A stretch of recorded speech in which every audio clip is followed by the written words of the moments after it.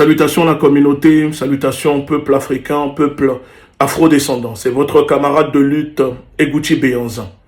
Comment la France peut prétendre lutter contre le terrorisme au Sahel et dans les pays africains? Dans le même temps, la France vend des armes à des pays financiers du terrorisme comme l'Arabie Saoudite et le Qatar. Comment la France peut prétendre être un partenaire fiable dans la lutte contre le terrorisme aux côtés des pays africains, si dans le même temps, elle arme et finance les groupes terroristes en Libye, au Mali, au Niger, au Burkina Faso, etc., etc. C'est de la schizophrénie à l'état pur. Oui, c'est de la schizophrénie. Peuple africain, permettez-moi de vous dire que l'État français n'est pas sur le continent africain pour lutter contre le terrorisme. L'occupation militaire de l'armée française en Afrique n'a que pour objectif de recoloniser le continent africain, de défendre et de protéger l'intérêt de l'oligarchie française, de la bourgeoisie criminelle française. L'État français, à 10 000 km de Paris, sur le continent africain, ne lutte pas contre le terrorisme, ne protège pas les Français contre le terrorisme. Au contraire, l'État français crée, finance et propage le terrorisme sur le continent africain. Et c'est ça que nous sommes en train de dénoncer. Et parce que nous dénonçons cela, nous sommes qualifiés d'être des suprémacistes noirs, d'être des extrémistes. Et aujourd'hui, on veut nous faire taire, on s'attaquer à notre vie et on propage des choses pour nous salir. Si c'est le prix à payer, alors nous sommes d'accord et nous l'acceptons.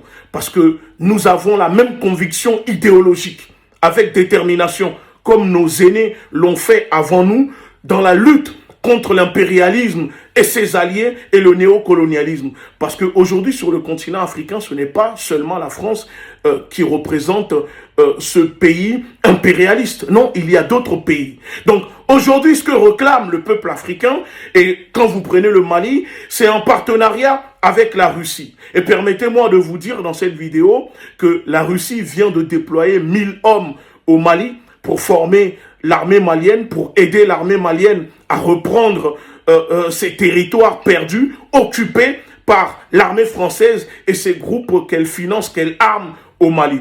Vous savez, la France ne s'intéresse pas au développement des armées nationales sur le continent africain. C'est faux, parce que cela conduira les pays africains à être autonomes, à avoir l'autonomie. Et qui dit autonomie, dit émancipation. Et donc cela risque d'entraîner une perte colossale pour l'État français dans son précaré.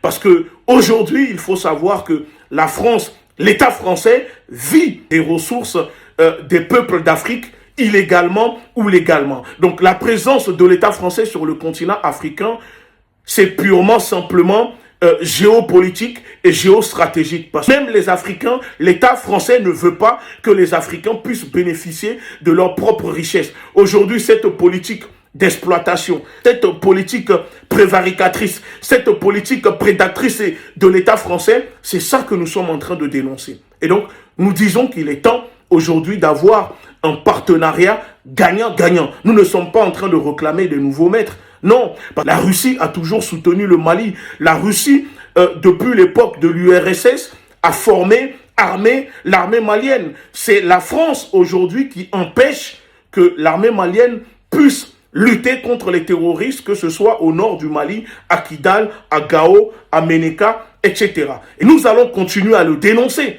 Et nous invitons le peuple africain à se tenir prêt, patriotiquement, pour soutenir le changement et renverser ce diktat de l'armée française, de l'État français sur les terres africaines. La nouvelle génération ne se taira plus et ne va jamais se taire. Et tant que la France, l'État français ne cherche pas à comprendre et pense que la France peut imposer sa loi au peuple africain, à la nouvelle génération, alors il y aura toujours des résistants, des résistantes, des combattants, des combattantes pour les empêcher. L'État français, Macron peut inviter ces jeunes perdus, désœuvrés, qui cherchent la reconnaissance de leur bourreau pour venir faire des sommets ici à Paris ou à Montpellier. Cela ne changera rien. Vous allez quitter le continent africain Le problème des Africains doit être réglé par les Africains. Et le prolétariat français doit comprendre que si les Africains se libèrent de l'oligarchie, de l'impérialisme et ses alliés, alors le peuple français aussi sera libre de l'oligarchie qui tienne ce peuple et qui empêche le peuple français de s'exprimer. Merci beaucoup.